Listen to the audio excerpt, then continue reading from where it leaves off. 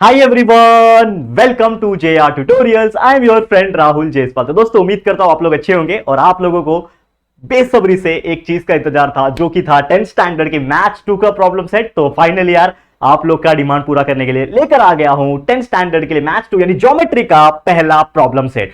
Already शुरुआत कर चुका था मैथ्स 1 जो अलजेब्रा है आप लोग का, उसका पहला प्रॉब्लम सेट नंबर 1 वो पूरा हमने सॉल्व करा दिया, कंप्लीट करा दिया। लगभग 4 से 5 लेक्चर्स लग गए, एक एक करके हमने कराया। तो जाके आप हमारे वीडियो सेक्शन में स्क्रॉल करके देख सकते हो। वैसे पूरा सिलेबस भी ऑलरेडी कंप्लीटेड है हमारा, तो वो भी आप चेकआउट कर सकते हो। बेहतरीन तरीके से पूरा सब्जेक्ट हमने पढ़ा के रखा हुआ है, तो आप लोग के लिए कंटेंट्स की कमी नहीं है। बस जाके ढूंढना है और पढ़ना है। और प्लेलिस्ट में भी जाओगे तो इजीली मिल जाएगा, या फिर डायरेक्टली सर्च करोगे यूट्यूब के ऊपर तो भी आपको मिल जाएगा। चलिए आज के वीडियो की शुरुआत करेंगे। तो पहला जो चैप्टर है ज्योमेट्री का, ये हमने आपको पढ़ाया है, जिसका नाम है दोस्तों सिमिलैरिटी। ये जो चैप्टर है, इसमें ट्राइंगल्स के अंदर जो सिमिलर कंटेंट्स होते हैं या फिर एरिया ऑफ ट्राइंगल होता है, ये सभी चीज के ऊपर हमने पढ़ा हुआ था। ठीक है, तो आज प्रॉब्लम सेट 1 करेंगे। इसका पहला लेक्चर है जिसमें क्वेश्चन नंबर 1 देखेंगे, और क्वेश्चन नंबर 1 में 4 से 5 क्वेश्चन है, वो हम लोग पूरा सॉल्व करेंगे आज के इस वीडियो में। तो आप लोगों को क्या करना है, इस वीडियो को एंड तक देखना है। साथ ही मैं आपको बता दूं कि आप इंस्टाग्राम पे मुझसे कनेक्ट हो सकते हो, फॉलो कर लेना, लिंक डिस्क्रिप्शन में भी दिया हुआ है। और एक सबसे इंपॉर्टेंट चीज कि हमने 10th स्टैंडर्ड के लिए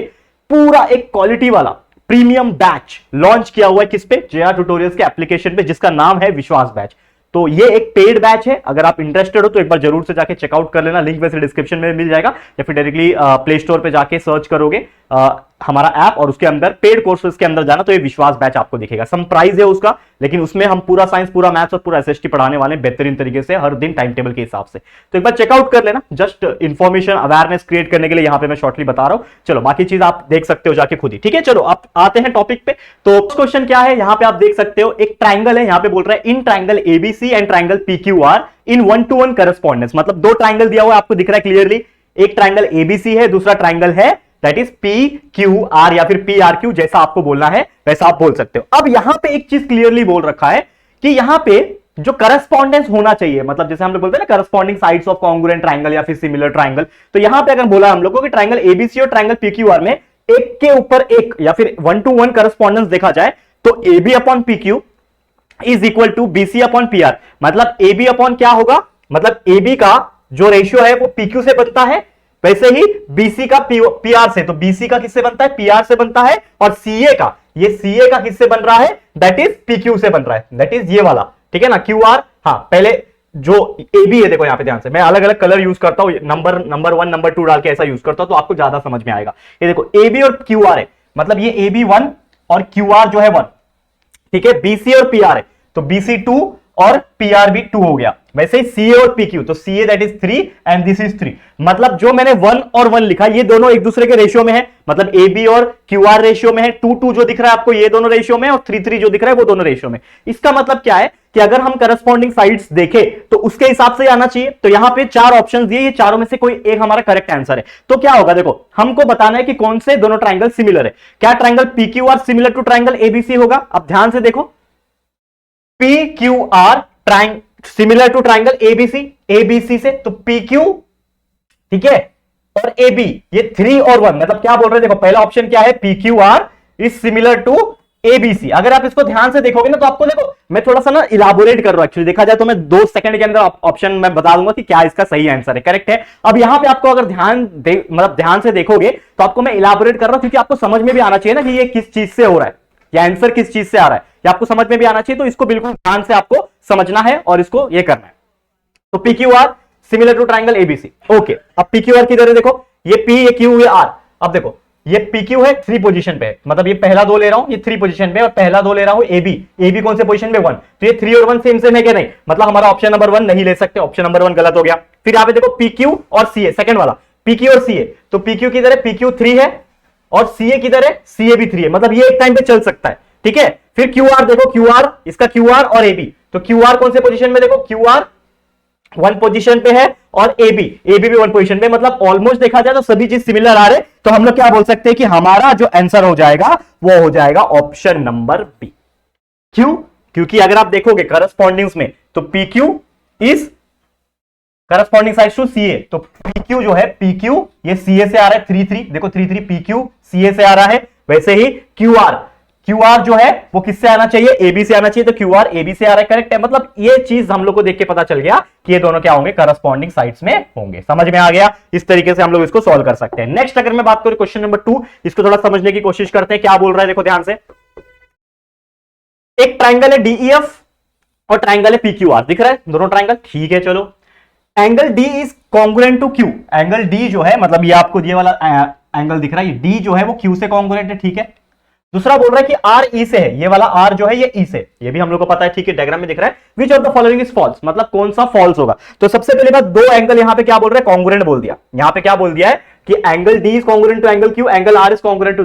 जब दो एंगल कोई भी ट्राइंगल में कॉन्ग्रुएंट होंगे तो हम लोग क्या बोल सकते हैं कि ये दोनों जो ट्राइंगल होंगे वो क्या हो जाएंगे दोस्तों, वो एक दूसरे को क्या हो जाएंगे, सिमिलर बना देंगे, ठीक है ना। दोनों एक दूसरे को क्या बना लेंगे, सिमिलर बना लेंगे। तो हमारा जो ट्राइंगल डीईएफ है, ट्राइंगल डीईएफ जो है ये क्या हो जाएगा, सिमिलर हो जाएगा किससे, डीईएफ सिमिलर हो जाएगा क्यूआरपी से। देखो डीईएफ वैसे क्यूआरपी, तो इस सिमिलर टू ट्राइंगल क्यूआरपी। क्यों सिमिलर हुआ बताओ, कौन रीजन बताएगा। हमने पढ़ा हुआ है पूरे चैप्टर के अंदर, दो एंगल सिमिलर आ गए ना, दो एंगल कॉन्ग्रुएंट दिए हुए, तो एंगल एंगल टेस्ट, और एंगल एंगल टेस्ट से कॉन्ग्रुएंट हो गए मतलब सिमिलर हो गए, तो हम लोग इसका corresponding sides of similar triangle लिख सकते हैं।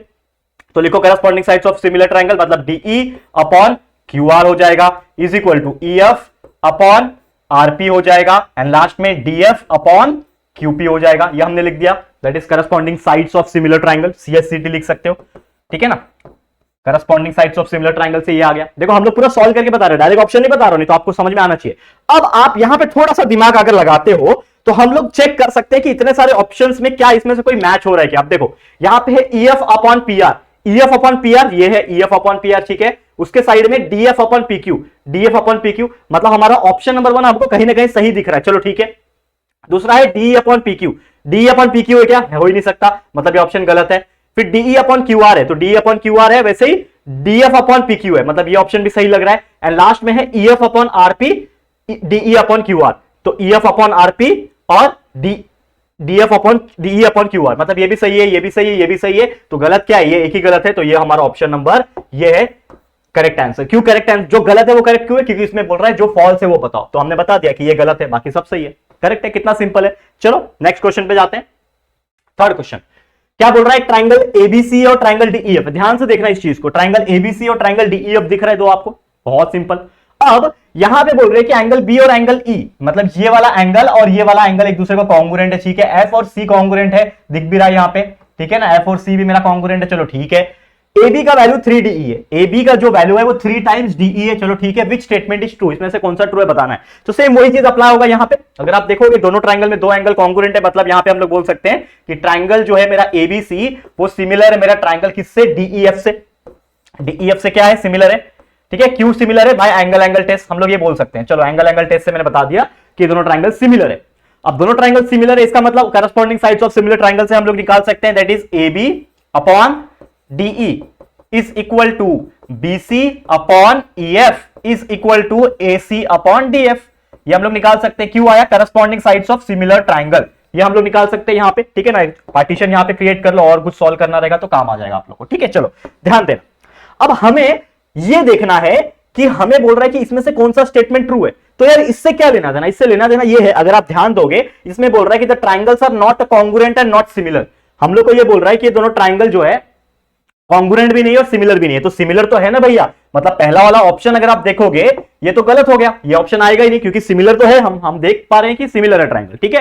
ठीक है, अब एक और चीज यहां पे उन्होंने क्लियर कट बोल रखा है क्वेश्चन में कि AB का वैल्यू 3 टाइम्स DE है। AB का जो वैल्यू है वो 3 टाइम्स DE है। AB के जगह पे मैंने क्या लिख दिया, 3 टाइम्स DE, नीचे अकेला DE है, नीचे अकेला DE तो ऑलरेडी है, ठीक है। और बाकी जो वैल्यू है उसको आप एज इट इज लिख सकते हो, लिखना है तो BC अपॉन EF, ठीक है, is equal to AC upon DF, ठीक है। अब इससे एक चीज पता चला कि मेरा जो AB का वैल्यू 3 टाइम्स DE है, तो कहीं ना कहीं मुझे एक चीज रियलाइज हो रहा है कि जो AB का जो वैल्यू है, मतलब AB का जो लंबाई है वो DE से 3 गुना है। 3 टाइम्स DE मतलब बड़ा है, और जब बड़ा है मतलब दोनों के जो लेंथ होंगे वो अलग अलग है। अब जब दोनों के लेंथ अलग अलग होंगे दोनों कॉन्ग्रुएंट होंगे नहीं, मतलब हमारा जो ट्राइंगल है वो कॉन्ग्रुएंट नहीं होगा। तो यहां पे हम लोग बोल सकते हैं कि ऑप्शन नंबर बी जो आप देख पा रहे हो, triangles are similar, triangle similar है बट नॉट कॉन्ग्रुएंट, तो मुझे ये फिलहाल में अभी ये सही दिखता हुआ नजर आ रहा है, मतलब ट्राइंगल मेरा सिमिलर है लेकिन कॉन्ग्रुएंट है क्या, नहीं है, नॉट कॉन्ग्रुएंट। हम लोग यहां पे लिख सकते हैं कि ट्राइंगल्स आर नॉट कॉन्ग्रुएंट। क्यों नहीं कॉन्ग्रुएंट है? क्योंकि दोनों के साइड अलग अलग दिए हुए हैं, एक 3 गुना उससे बड़ा है, इसके लिए नॉट कॉन्ग्रुएंट। अब मैं और ऑप्शन जो है उसको भी चेक कर लेता हूं ताकि यार आपको सेटिस्फेक्शन मिले कि ऑप्शन नंबर बी ही मेरा करेक्ट आंसर है। The triangles are congruent and similar, मतलब कॉन्ग्रुएंट भी है सिमिलर भी है, तो ऐसा तो नहीं है सिर्फ सिमिलर है कॉन्ग्रुएंट नहीं है। None of this statement is above true, तो ये भी गलत है, मतलब इसका मतलब option number B is my correct answer. ये आ गया हमारा प्रूफ। समझ में आ गया? इस तरीके से करना है, बहुत इजी होता है। देखो एग्जाम में क्वेश्चंस आते हैं ऐसे, मतलब ऑप्शंस दिए रहेंगे 3 या 4 ऑप्शंस मेनली दिए होते हैं और आपको सॉल्व करना होता है। बस दिमाग का खेल है, क्योंकि आपने जो पूरा चैप्टर हमने जो आपको पढ़ा है उसमें आपने जो कंसेप्ट सीखा है वही चीज यहां पे काम आने वाला है। समझ में आ गया? चलो आगे बढ़ जाते हैं, अगले क्वेश्चन की तरफ जाएंगे। बहुत ईजी क्वेश्चन होगा, जो कि है triangle ABC, triangle DEF. 2 triangle दिख रहा है, ठीक है। इक्विलैटरल बोल रखा है, मतलब तीनों के तीनों साइड एक दूसरे को कॉन्ग्रुएंट होंगे, मतलब ट्राइंगल भी एक दूसरे को कॉन्ग्रुएंट होगा, ठीक है। एबीसी इज सिमिलर टू, माफ करना, रेशियो में है। देखो यहां पे मैं सॉल्व करता हूं, देखो क्या बोल रहा है, एक सेकंड देख लो यहां पे। देखो क्या बोल रहा है कि area of triangle A B C is similar to triangle, area of triangle DEF, ठीक है ना। इस सिमिलर, माफ करना, क्या बोलते हैं इसको, रेशियो में है।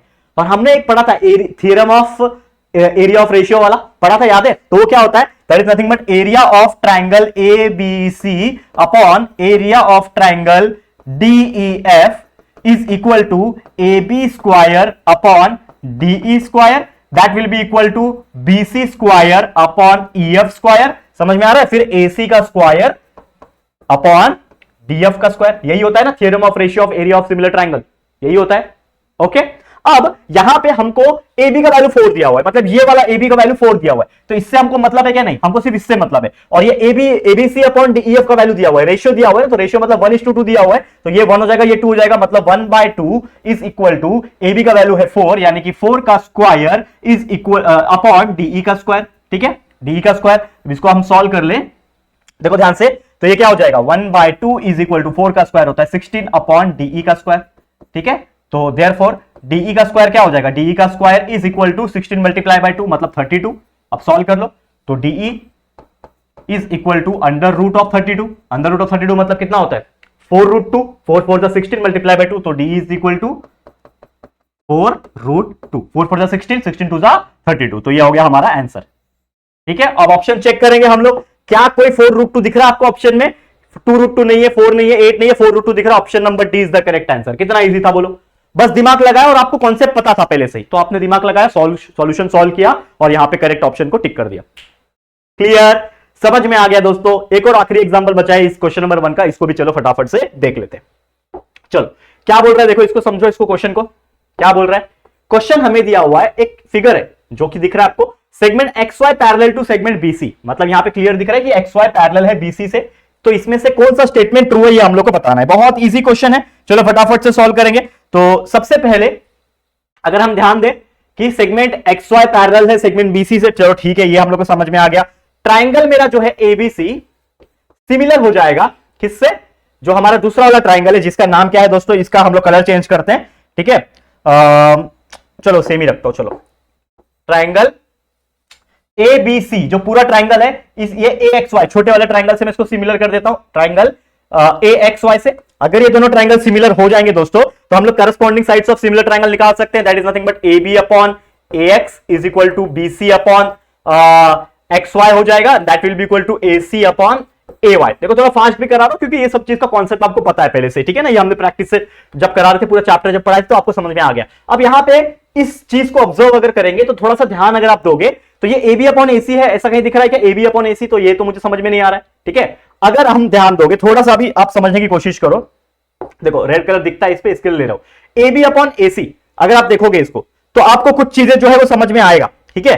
ये AB अपॉन AX है, ये AC अपॉन AY है। अगर इसको मैं ऐसा लिखूं, AB upon AX is equal to AC upon AY, ठीक है, और ये AC को नीचे लेकर आ जाऊं, तो AB अपॉन AC हो गया। देखो ये AC इधर आ गया और AX इधर चला गया, तो is equal to AX upon AY is equal to AX upon AY। तो ये जो चीज है वो सेम इसके जैसा दिख रहा है, AB upon AC is equal to AX upon A, मतलब ये चीज को लेके हमने ये बना दिया, मतलब ऑप्शन नंबर ए मेरा आंसर होगा। लेकिन एक और कंडीशन ये है कि क्या सब पहले बार में आंसर आ गया, कैसे पता चला? अरे कैसे पता चला, हमने फर्स्ट को लेके सॉल्व किया तब पता चला। अब सेकंड को भी लेके देखो, AX upon XB, AX upon XB किधर है, इसमें है ही नहीं XB, देखो XB है ही नहीं, तो ये तो ऑटोमेटिकली आंसर नहीं हो गया। फिर ax upon YC, ax upon YC कहीं पे भी संबंध दिख रहा है क्या इसका? कहीं पे भी कनेक्शन दिख रहा है क्या ax अपॉन वाईसी का? नहीं है, मतलब ये भी ऑप्शन नहीं है। ab अपॉन वाईसी कहीं दिख रहा है क्या? ab upon YC, ab upon YC नहीं दिख रहा है, मतलब ये भी ऑप्शन नहीं है। तो यही ऑप्शन हो गया ना, क्योंकि हमने इसको सॉल्व करके भी दिखा दिया यहां पे कि यही हमारा करेक्ट आंसर है। समझ में आ रहा है कि नहीं दोस्तों?